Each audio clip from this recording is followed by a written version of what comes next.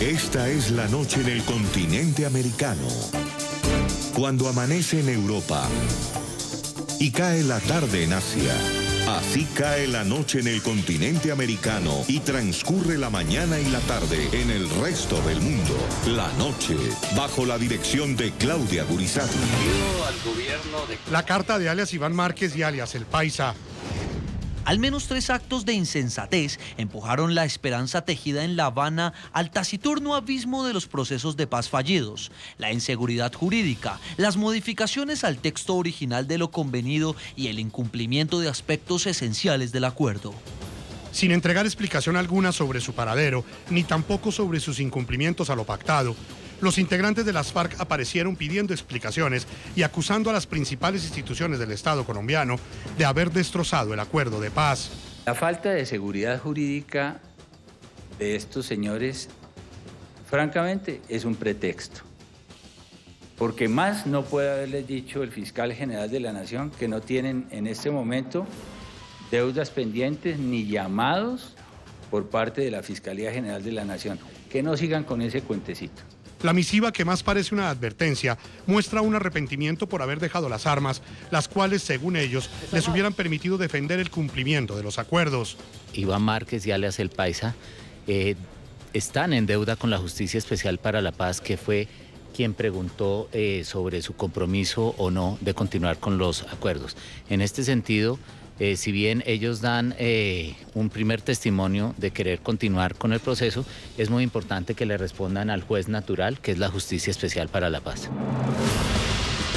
Hoy en el programa La Noche de NTN 24, el canal de las Américas, desde ángulos de opinión distintos, la senadora del Partido Centro Democrático Paloma Valencia y el senador de la Alianza Verde Antonio Sanguino debaten sobre el contenido de la aguda carta con la que reaparecieron alias Iván Márquez y alias El Paisa, y analizan si están realmente destrozados los acuerdos de paz, como lo aseguran los excabecillas, o si esta es una mentira más para desacreditar las acciones de la justicia contra quienes desde las FARC reincidieron en sus delitos tras la firma del acuerdo de paz. Comienza la noche, bajo la dirección de Claudia Gurizati. Buenas noches. La noche bajo la dirección de Claudia Gurizati. Enciende las luces para que usted vea. El punto clave de la noticia, soy Jefferson Beltrán. Bienvenidos. La noticia, el significado y las reacciones que ha generado la carta enviada desde la clandestinidad por alias Iván Márquez y alias El Paisa, en una misiva dirigida a la Comisión de Paz del Senado de Colombia y no a la Jurisdicción Especial para la Paz. Los integrantes de FARC hacen duros cuestionamientos al Estado que enfrenta la implementación del acuerdo de paz. El punto clave de esta noticia, sin dar la cara porque su paradero sigue siendo un verdadero misterio, ellos aseguran que lo que pactaron con el anterior gobierno cayó, palabras textuales lo dicen ellos, en el abismo de los procesos de paz fallidos y que todo fue destrozado por depredadores. El punto clave de la noticia, en la carta tampoco responden a los requerimientos de la Jurisdicción Especial para la Paz, que en días pasados les preguntó a ellos sobre su compromiso de continuar o no con los acuerdos de paz.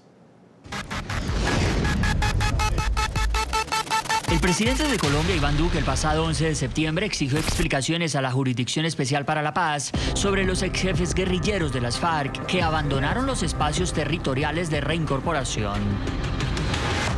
Por un lado, yo espero que la Justicia Especial para la Paz aclare si esas personas están compareciendo a sus llamados y si no lo están haciendo, que se sirva explicarle a la opinión pública cuál es su estatus.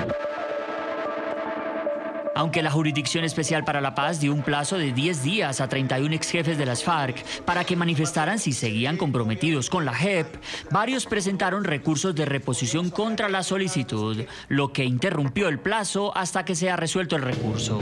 Que la sala analice caso a caso y si encuentra mérito, iniciará un incidente de incumplimiento según lo establece la ley. Uno de ellos es Iván Márquez, el ex jefe negociador de La Habana y cuyo paradero sigue siendo un misterio, fue precisamente el que junto a alias El Paisa reapareció a través de una carta enviada a la Comisión de Paz del Senado. Pese a que el acuerdo de paz fue destrozado por depredadores sin alma, nuestro sueño sigue siendo la paz de Colombia. Al menos 3 actos de insensatez empujaron la esperanza tejida en La Habana al taciturno abismo de los procesos de paz fallidos: la inseguridad jurídica, las modificaciones al texto original de lo convenido y el incumplimiento de aspectos esenciales del acuerdo. Pido al gobierno de Colombia deshacer. A juicio de Iván Márquez y el Paisa, la inseguridad jurídica tocó techo con la detención de Jesús Santrich con fines de extradición. Según ellos, es un montaje judicial urdido por el fiscal general, el embajador de Estados Unidos en Colombia y la OEA. Esta decisión delirante, concebida para sabotear la paz, terminó ahuyentando la poca confianza que aún quedaba en los excombatientes. En la carta que aparece con fecha del 22 de septiembre de 2018, los exjefes guerrilleros cuestionan las modificaciones al texto original de lo convenido en La Habana. Desarmada. Aseguraron que lo esencial ha sido traicionado y que firmar la dejación de las armas antes de acordar los términos de la reincorporación fue una falla estructural. Personajes que nunca fueron ungidos con el honor de ser plenipotenciarios de las partes se dieron a la tarea de meterle la mano para dañar lo construido con tanto esfuerzo y amor. Sucedió después de la entrega de las armas. Eso es perfidia, trampa y conejo, mal hecho. Señores senadores, la JEP no es la que aprobamos en La Habana, sino la que querían el fiscal y los enemigos de la concordia. El fiscal general respondió este martes al polémico contenido de la carta de Iván Márquez y el Paisa. La falta de seguridad jurídica de estos señores, francamente, es un pretexto. Porque más no puede haberles dicho el fiscal general de la Nación que no tienen en este momento deudas pendientes ni llamados por parte de la Fiscalía General de la Nación. Que no sigan con ese cuentecito. Los invitamos a que participen de este programa La Noche a través de las cuentas de Twitter que ustedes ven en la parte inferior de nuestra pantalla. Pueden utilizar el hashtag numeral La Noche Carta FARC y responder la siguiente pregunta. ¿Usted qué opina de la carta que enviaron alias Iván Márquez y alias El Paisa a la Comisión de Paz del Senado? Más adelante estaremos leyendo los trinos que ustedes nos envíen a través de nuestras redes sociales. Voy a saludar a nuestros invitados. Está con nosotros Jairo Libreros, analista permanente de NTN 24, consultor y columnista. Bienvenido a La Noche. Jefferson, muy buenas noches. Senadora Paloma Valencia, del Partido Centro Democrático. Bienvenida a La Noche.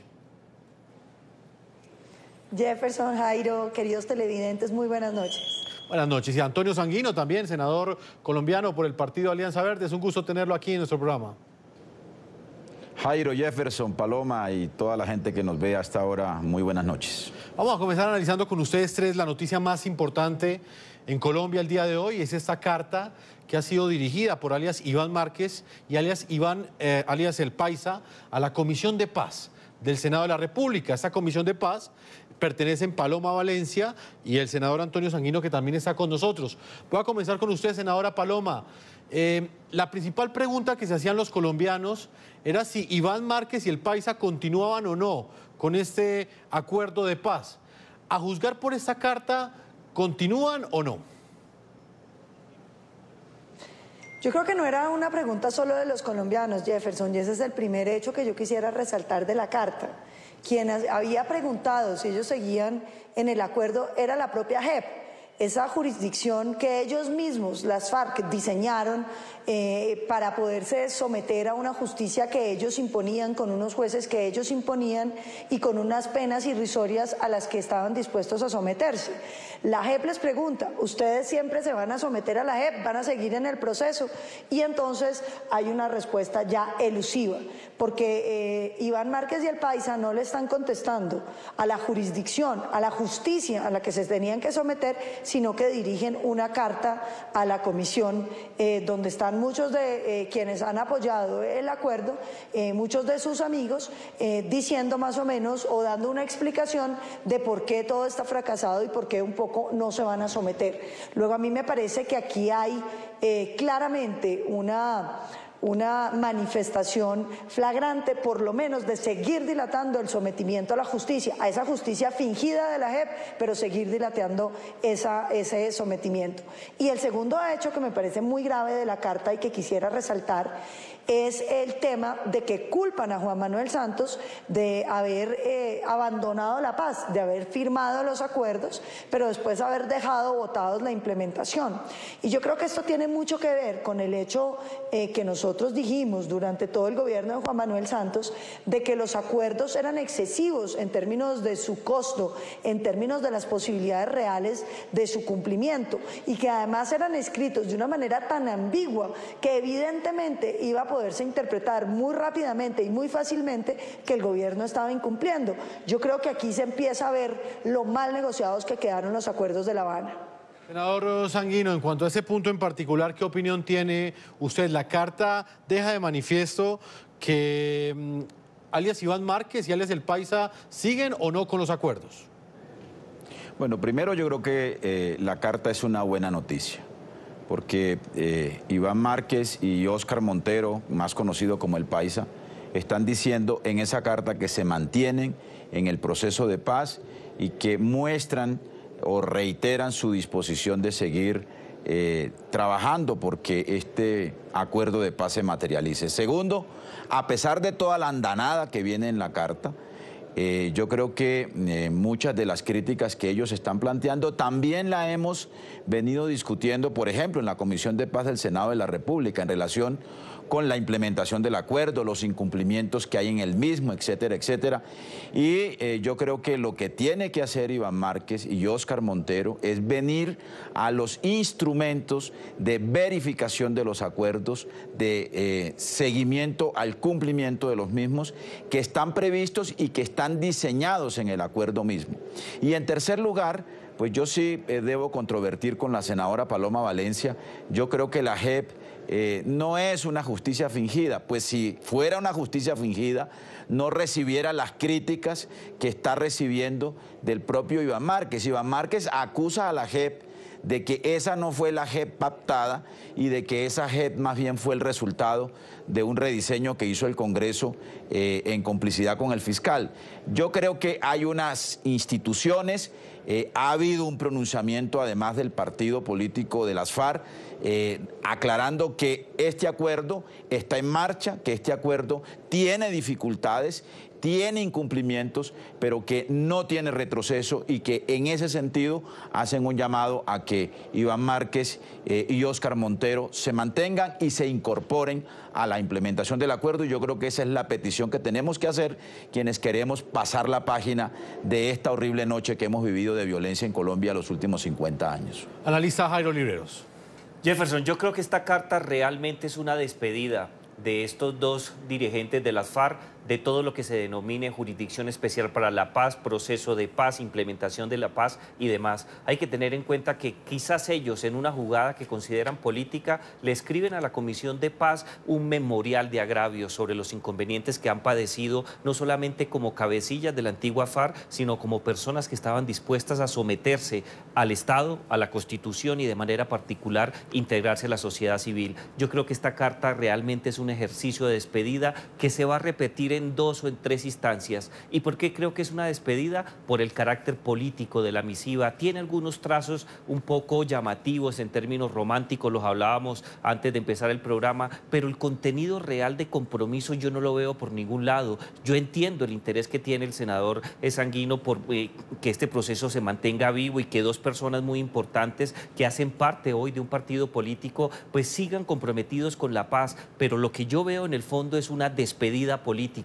Si ellos reconocieran la valía del proceso de paz, no acudirían políticamente hablando a una instancia del Congreso de la República. Esa carta debería tener unos matices completamente diferentes o la presentación inmediata ante la Jurisdicción Especial para la Paz. Por eso yo creo que se están despidiendo y va a ser una despedida por etapas.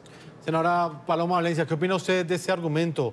¿Es una despedida? ¿Qué representa exactamente que las FARC, estos 2 cabecillas o excabecillas de FARC le hayan respondido a la Comisión de Paz del Congreso y no a la Jurisdicción Especial para la Paz, que en días anteriores había hecho una pregunta muy clara a estos 2 excabecillas, si continuaban o no con este acuerdo de paz?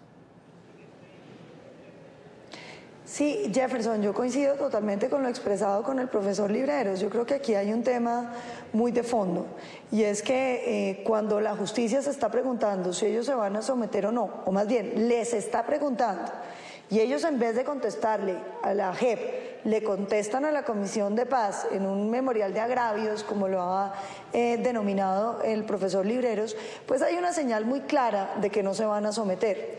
Pero sobre todo me parece que aquí hay unas cosas que se están agravando mucho más. Y es que digan, por ejemplo, que tampoco les gusta la JEP, porque es que la JEP realmente fue lo que pactaron en La Habana.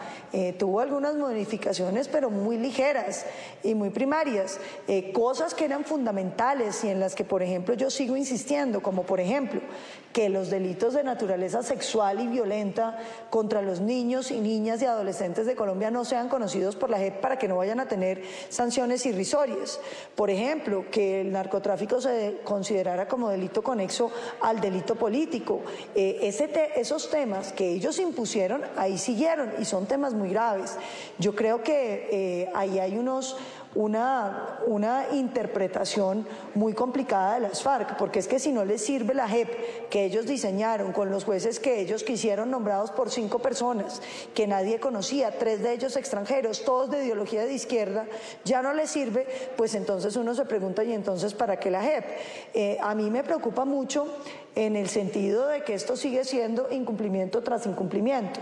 Y lo digo porque es que este proceso ha estado caracterizado por eso.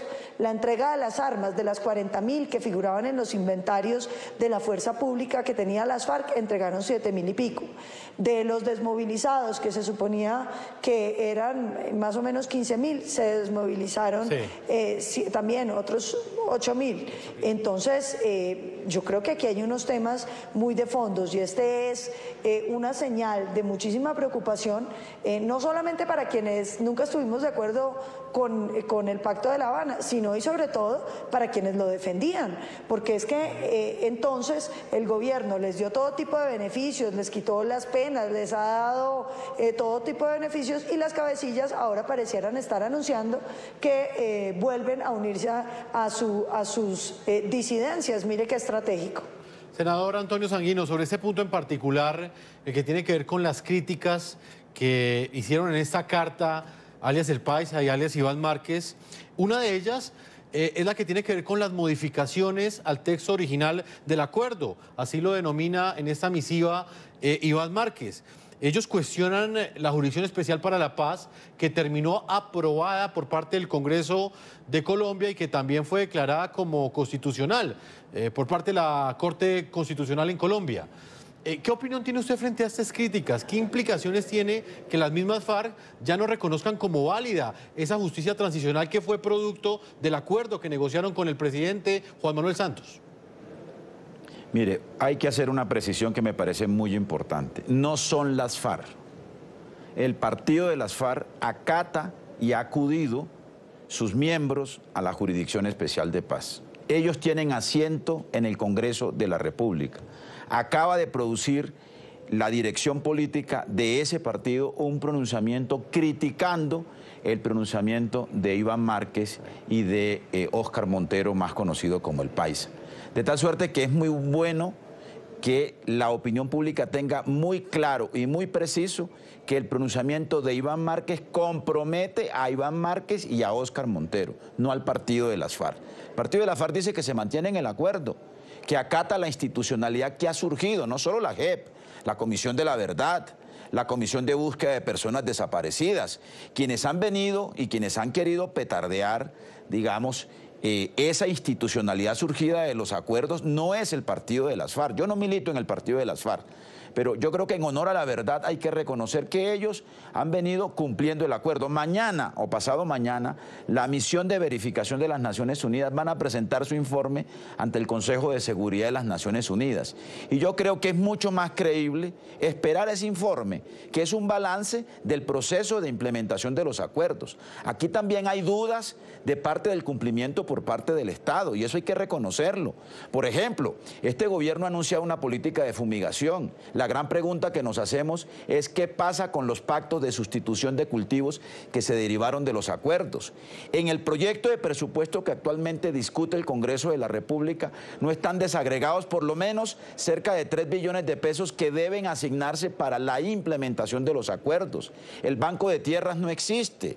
Es decir, aquí hay unos hechos que yo creo que también hay que valorarlos y que hay que evaluarlos con un espíritu positivo, no con el espíritu de destruir el proceso y de destruir el acuerdo.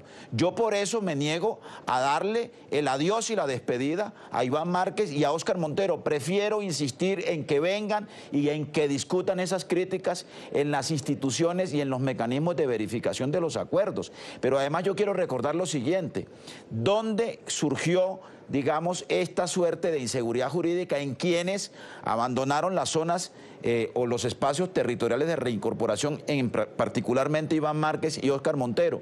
En la amenaza de extradición de Jesús Santrich. Y sobre eso también hay una discusión, porque la Fiscalía ha dicho que no tiene las pruebas, que las pruebas las va a presentar sobre la comisión de delitos después de firmado el acuerdo la justicia norteamericana, y la Jurisdicción Especial de Paz está esperando las pruebas para evaluar si hubo o no incumplimiento del acuerdo o delitos cometidos después de la firma del mismo por parte de Jesús Santrich. Esos asuntos hay que aclararlos, y yo creo que el país no puede abandonar esta oportunidad de superar esta guerra.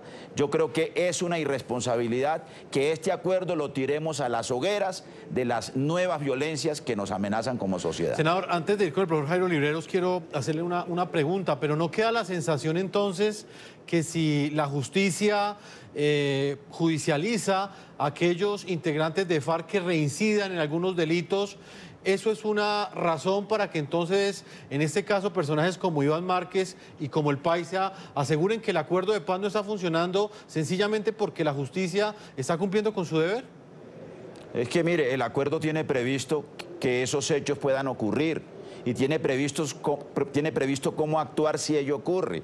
¿Qué tiene previsto? Que si un militante o miembro de la FARC viola el acuerdo, comete un delito, ese delito es conocido por la Jurisdicción Especial de Paz, y la Jurisdicción Especial de Paz dirá si esa persona pierde sus beneficios jurídicos, queda por fuera de la JEP, como ocurre con quienes se ponen por fuera de Justicia y Paz en el caso de las negociaciones de los paramilitares, y pasa a la justicia ordinaria.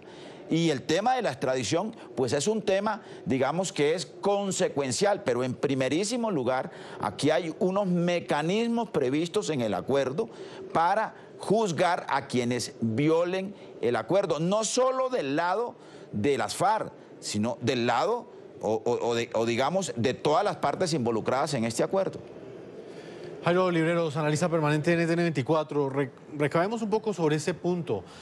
Para muchos tuiteros hasta ahora que están participando del programa, hacen esa crítica. ¿Sí? Perciben que de alguna forma, en el momento en el que la justicia comienza a operar contra aquellos integrantes de FARC que reinciden en algunos delitos, es en el momento en el que salen a flote esos argumentos en los cuales se desacredita el cumplimiento por parte del Estado de este acuerdo de paz, pero muchos creen que es para esconder precisamente esas faltas que cometieron o esas reincidencias que ejecutaron algunos integrantes de FARC. Sin lugar a dudas, aquí hay un miedo muy fuerte a la operación de la justicia, pero ese miedo no se va a solucionar de un día para otro, y quizás pasen años y por qué no decir décadas. Aquí hay dos temas que son interesantes. Fíjese que mientras nosotros hacemos este programa aquí, en Colorado, Estados Unidos, está sesionando la Comisión Interamericana de Derechos Humanos. De los 10 puntos de trabajo que tiene la comisión, el punto 9 está relacionado con el incumplimiento de los acuerdos de paz de El Salvador, que fueron suscritos en el año de 1992. Fíjese la ironía, Jefferson. El tema principal es el incumplimiento de los acuerdos de paz en dos acápites: inoperancia de la Comisión de Búsqueda de Personas Desaparecidas, y en segundo lugar, limitación de los derechos políticos de quienes en su momento conformaron el Frente. Si uno mira las cosas así, 26 años después, en el caso colombiano, esta historia se va a repetir, pero la gran diferencia en el caso colombiano es que personas como Iván Márquez o alias El Paisa tienen unos compromisos claramente establecidos y suscritos con la JEP. Y en segundo lugar, existen muchas dudas desde el punto de vista jurídico si ellos van a mantener su palabra y seguir en el proceso. Y en el caso de Márquez, un posible vínculo relacionado con actividades criminales de narcotráfico. Si uno mira las cosas así, yo veo muy difícil que ellos vayan a incorporar en el chip, ya como miembros de la sociedad civil, cualquier decisión para ser correspondientes con las actividades de justicia. Y en segundo lugar, yo creo que lo que estamos viendo aquí realmente es a un partido político, la FARC, claro que sí, pero que tiene dos vocerías completamente diferentes. Una vocería que está radicada especialmente en Timochenko y los miembros del Congreso, y una completamente diferente que sabe muy bien que es una disidencia política y que va a terminar siendo la cabeza de la disidencia armada que ya diferentes organismos de inteligencia y de seguridad en Colombia han detectado. Yo creo que lo que estamos viendo aquí es un rompimiento político que no tiene nada que ver con la justicia, porque el miedo existe, pero lo de menos en estos momentos es presentarse ante la Jurisdicción Especial para la Paz. Lo que ellos quieren realmente es marcar una distancia muy fuerte y entrar políticamente a la disidencia. Senadora Paloma Valencia, ¿qué opinión tiene usted sobre esta disparidad de posiciones entre lo que dice la carta de Iván Márquez y el Paisa y lo que ha dicho hoy Carlos Antonio Lozada en el Congreso de la República? ¿Hay una división en las FARC o sencillamente es una acción coordinada de cara a tener dos frentes diferentes? Hombre, entrar a especular sobre si es una división o si lo están haciendo a propósito me parece que pues trasciende nuestras capacidades. Lo que sí es cierto es lo siguiente, es que lo grave de la argumentación del Paisa y de Iván Márquez es que no quieren aceptar lo que firmaron porque resulta que les parece que hubo modificaciones. Sobre esas modificaciones yo quería decir lo siguiente, el acuerdo mismo decía que se sometían a las decisiones que tomaba la Corte Constitucional y el Congreso de la República. ¿Y por qué digo eso? Porque es que hoy es 2 de octubre, donde estamos recordando la victoria del no, donde los colombianos le dijimos no a esos acuerdos y las FARC y el gobierno negociaron que los metían a refrendación por el Congreso y que los veía la Corte Constitucional. Entonces no les sirve el no de los colombianos, pero tampoco les sirve lo que sacaron adelante brincándose la decisión del 2 de octubre de millones de colombianos que votamos no. Pero lo segundo que me parece muy grave, Jefferson, es el lenguaje de los acuerdos. Yo quiero insistir en esto, porque es que lo que está pasando en El Salvador, que yo creo que es muy importante que lo haya rescatado y lo haya traído al debate el doctor Libreros, es muy grave, porque esos acuerdos escritos de manera prosopopéyica, de manera abierta, pues siempre son incumplidos, es que van a ser incumplidos siempre. Yo en los debates que tuvimos aquí en el Congreso sobre los acuerdos dije 1000 veces, por lo menos saquen la lista de chequear qué se tiene que cumplir el primer año, cómo se tiene que cumplir, hasta dónde, cómo se entiende cumplido, porque de lo contrario son acuerdos que no hay cómo cumplir. Pero lo más grave de todo es el tema Santrich, porque no solamente están diciendo que no se someten a las decisiones de la jurisdicción, sino que no aceptan la extradición. Y esto tiene que ver con que es el sobrino de Iván Márquez quien ha estado dando información sobre los negocios de droga que tenían los miembros de las FARC y el secretariado después de la firma de los acuerdos. Ahora se han inventado que es que la JEP tiene que conocer las pruebas y saber qué pruebas tienen los Estados Unidos. Eso desnaturaliza el proceso de extradición, que consiste en que un Estado, con la confianza que le tiene al otro, le dice, tenemos un juez que ya revisó unas pruebas y que vio que hay suficiente material probatorio para la extradición del sujeto. Entonces aquí no solamente no lo extraditan, que tenían que mirar era que la fecha fuera, la fecha de los hechos fuera posterior a la firma de los acuerdos, sino que ahora ya están hablando de que necesitan conocer las pruebas que hay contra Santrich para determinar si efectivamente eso sucedió o no sucedió después de la firma de los acuerdos. Es decir, lo que el país está viendo es el gran conejo que le hace las FARC, todas ellas, porque es que eso se negoció con una organización y no con cada individuo, sino con una organización. El conejo de las FARC, hoy 2 de octubre que celebramos o conmemoramos tristemente cómo nos robaron el no. Senador Antonio Sanguino, ¿es el conejo de las FARC o el conejo del Estado colombiano, como lo plantea en esta carta abierta Iván Márquez? Es que miren, ni la senadora Paloma Valencia, ni yo, ni usted, ni Jairo Libreros estamos en capacidad para afirmar y aseverar que Jesús Santrich cometió un delito o no. Nosotros no tenemos acceso a las pruebas. Las pruebas además nos las ha revelado la justicia norteamericana.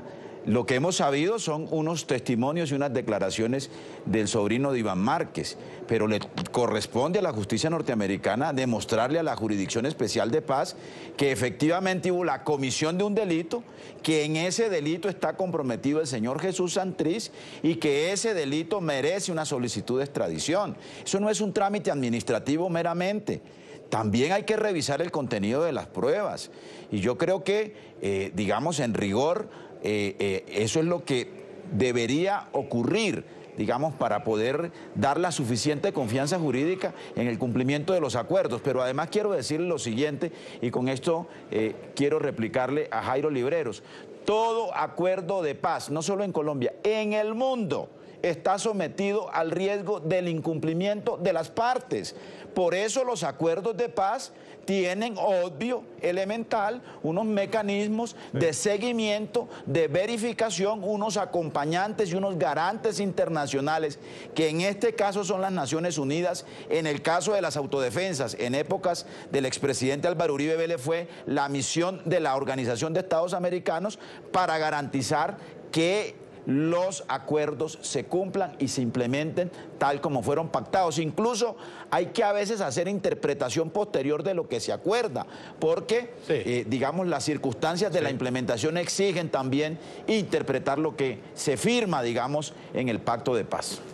Totalmente de acuerdo con el senador Sanguino. Yo sé, no solamente en el caso de los dos acuerdos tan famosos centroamericanos, el 92 en El Salvador y en 1996 en Guatemala, sino en la gran mayoría de acuerdos y de firmas de procesos de paz, los incumplimientos son evidentes. Es más, senador, y yo creo que usted también me puede dar la razón en esto, el mayor problema que se presenta al momento del cumplimiento gira en torno a los compromisos que asume el Estado, porque los Estados históricamente asumen una cantidad de competencias y a partir del año de 1998 las competencias que asume el Estado en los eventuales procesos de paz que se suscriban son mucho mayores, porque hay que garantizar el estándar de verdad, justicia, reparación y acciones de no repetición. Y yo creo que esto hace parte de la dinámica. Lo que sorprende en el caso que estamos analizando relacionado con la Carta es que llevamos 2 años exactamente de la suscripción de ese acuerdo de paz y ya tenemos a 2 personas que tienen un poder muy importante en términos históricos en la organización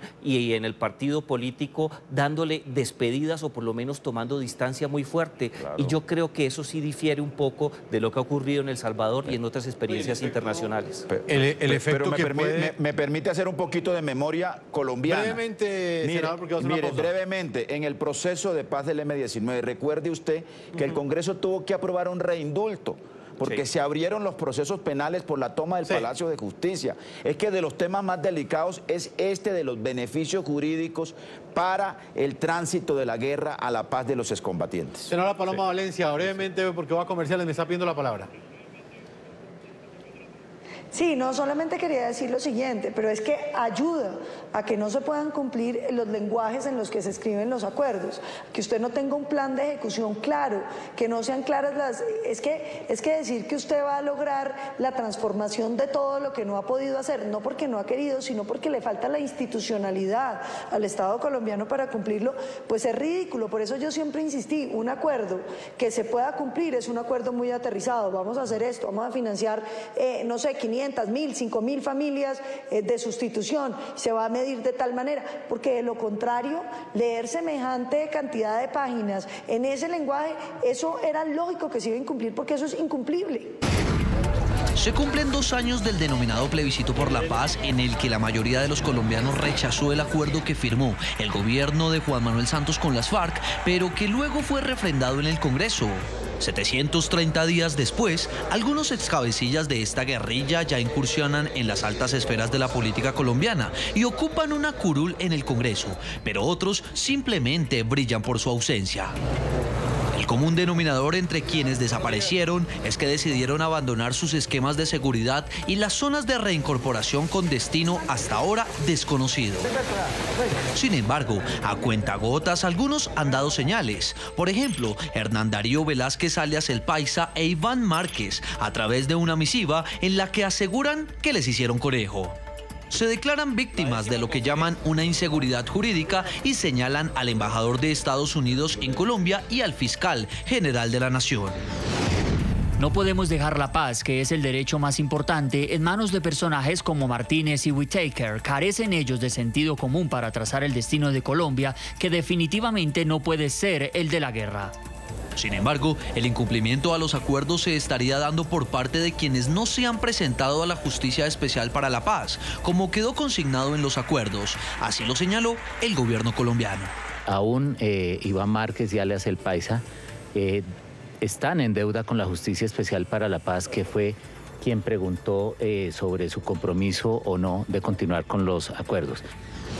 Creo que esta situación lo que pone en problemas es a un partido político cuyos líderes han manifestado su voluntad de cumplir. Fíjese que ya hay 8 personas en el Congreso de la República posesionadas y esas personas representan un partido político. La presidenta de la Justicia Especial para la Paz, Patricia Linares, insiste en que estos 2 jefes del partido FARC no han incumplido porque no tienen restricción de movilidad.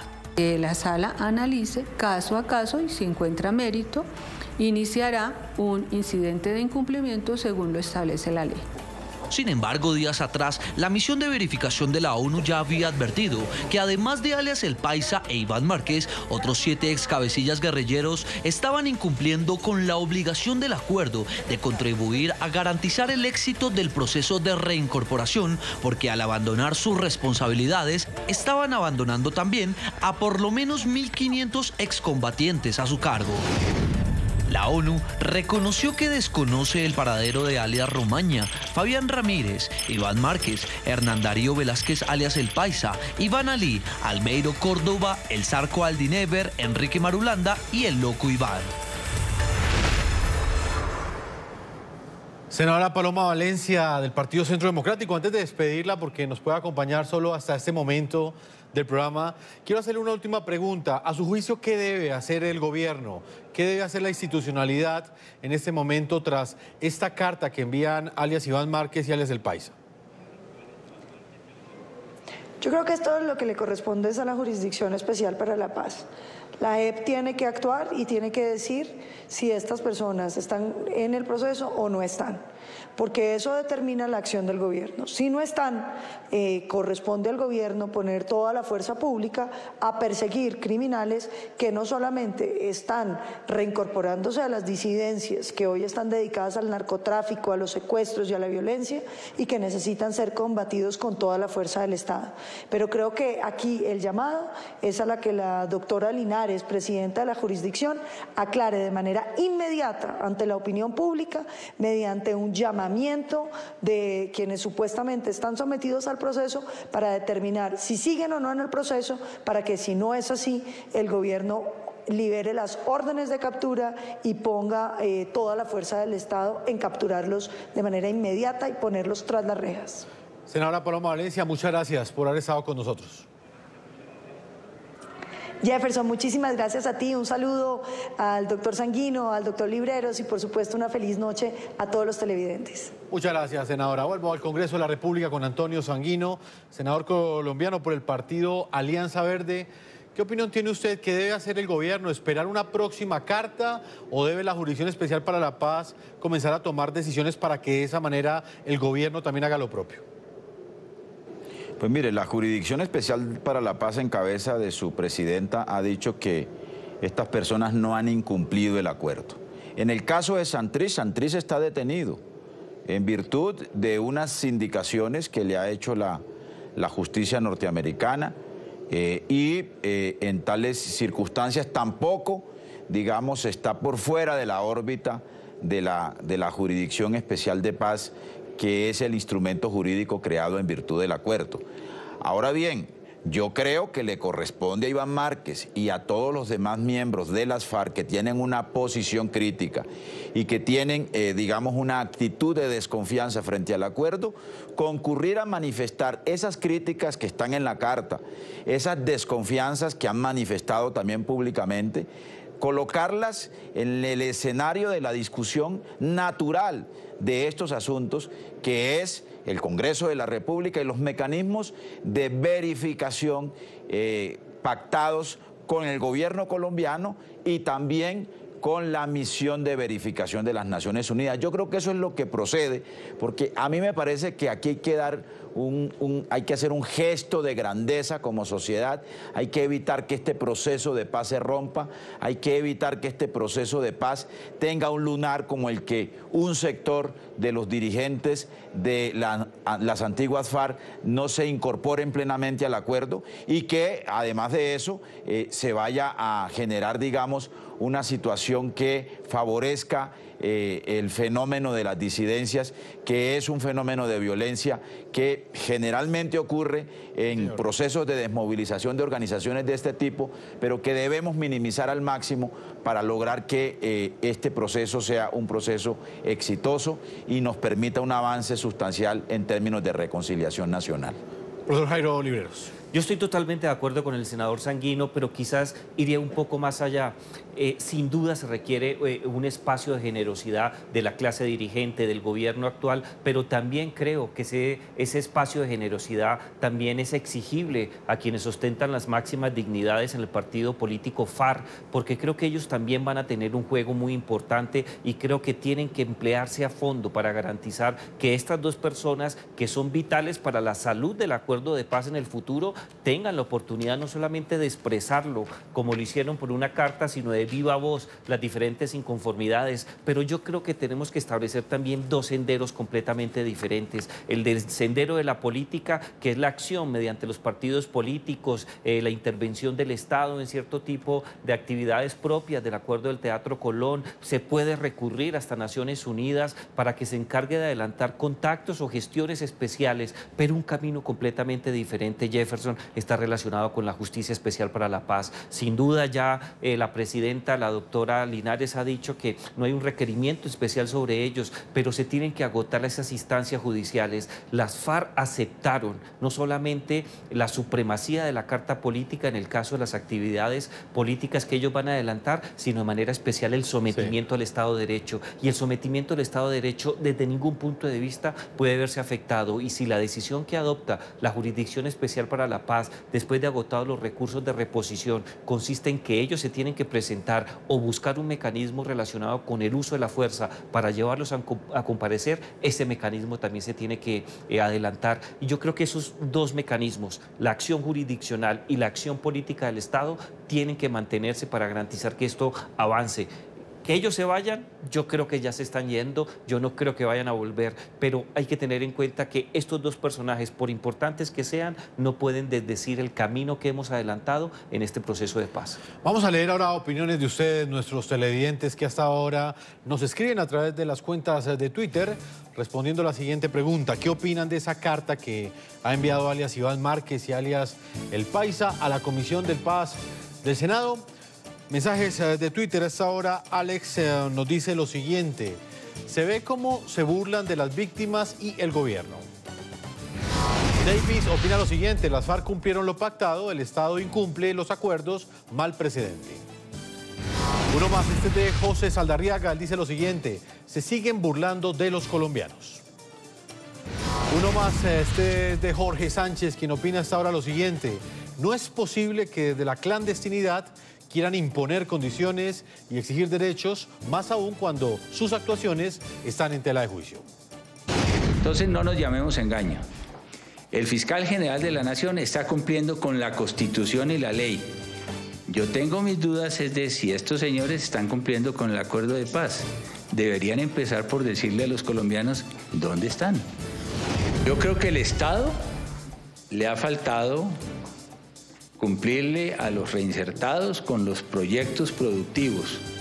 Y mientras los recursos no lleguen a las bases de los reinsertados, pues se afectará sensiblemente todo este proceso del posconflicto.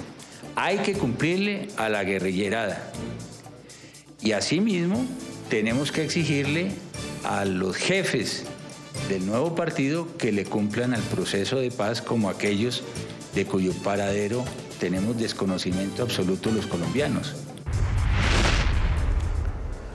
Senador Antonio Sanguino, dentro de esta carta una de las principales críticas va direccionada contra el fiscal general de la Nación, Néstor Humberto Martínez.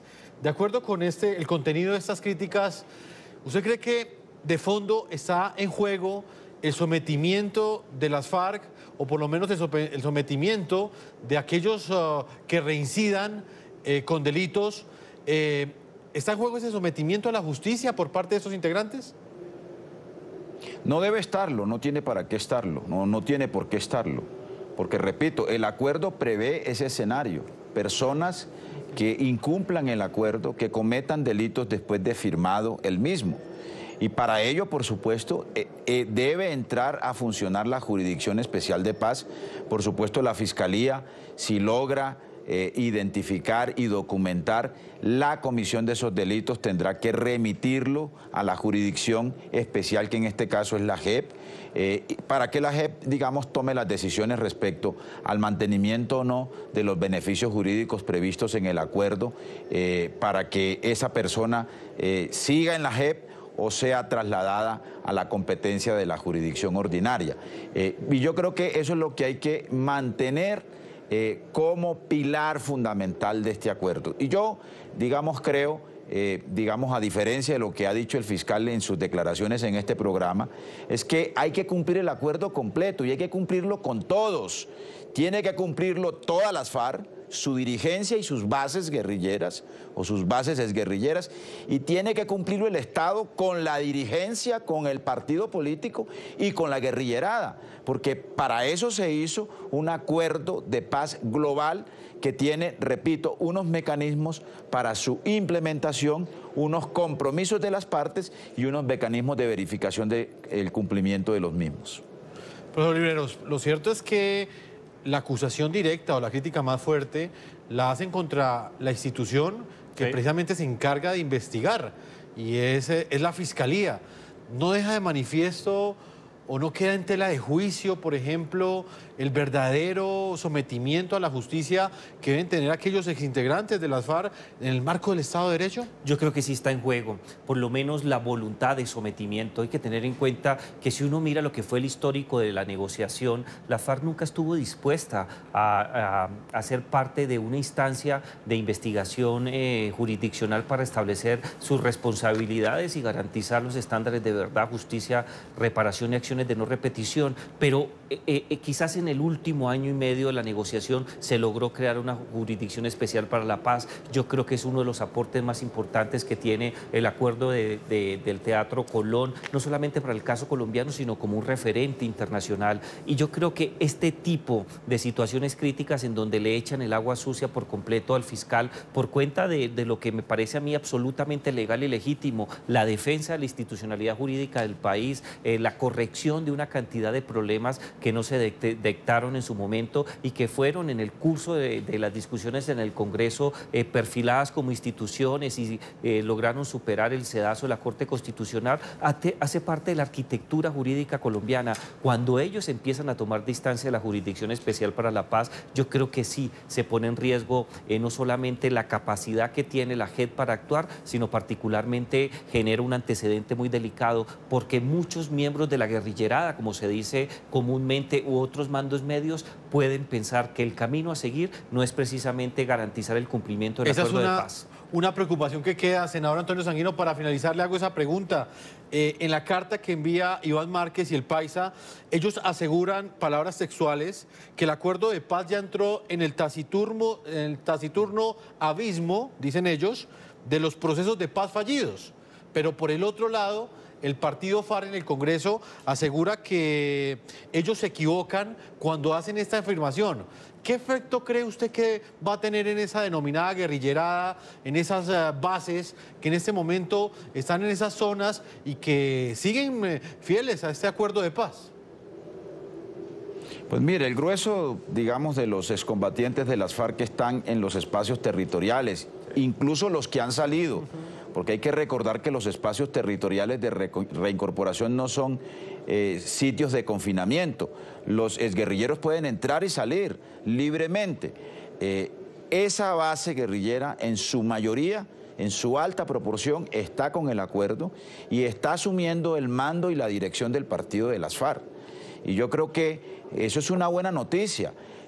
Hay, por supuesto, preocupaciones. Nosotros mismos en la Comisión de Paz del Senado de la República hemos examinado las dificultades que tiene la implementación del acuerdo, también por incumplimientos de parte del Estado. Hemos ido a los espacios de reincorporación, ¿no? Ahora lo que hay que tratar es de persuadir, de insistirle al señor Iván Márquez y al resto de los miembros de las FARC que tienen una posición crítica, que vengan a discutirla en los escenarios propios del acuerdo, en las instituciones propias del acuerdo, para que este proceso de paz comprometa al conjunto de las antiguas FARC. Senador Antonio Sanguino, senador del Partido Alianza Verde, como siempre es un gusto tenerlo aquí en el programa La Noche. A ustedes muy amables, muchas gracias. Profesor Jairo Libreros, analista permanente de NTN 24, ha sido un gusto tenerlo con su análisis y su ángulo de opinión en este programa. Jefferson, muchas gracias y saludo a mi amigo el senador Sanguino. Hemos llegado a la parte final de este programa La Noche. A todos nuestros televidentes, yo los invito a que continúen enviando sus comentarios a www.ntn24.com. Nos pueden escribir en Twitter en @ntn24, @segurizati_ntn24, @jeffersonntn24. La noche seguirá encendiendo las luces para que usted siempre vea el punto clave de la noticia. Buenas noches.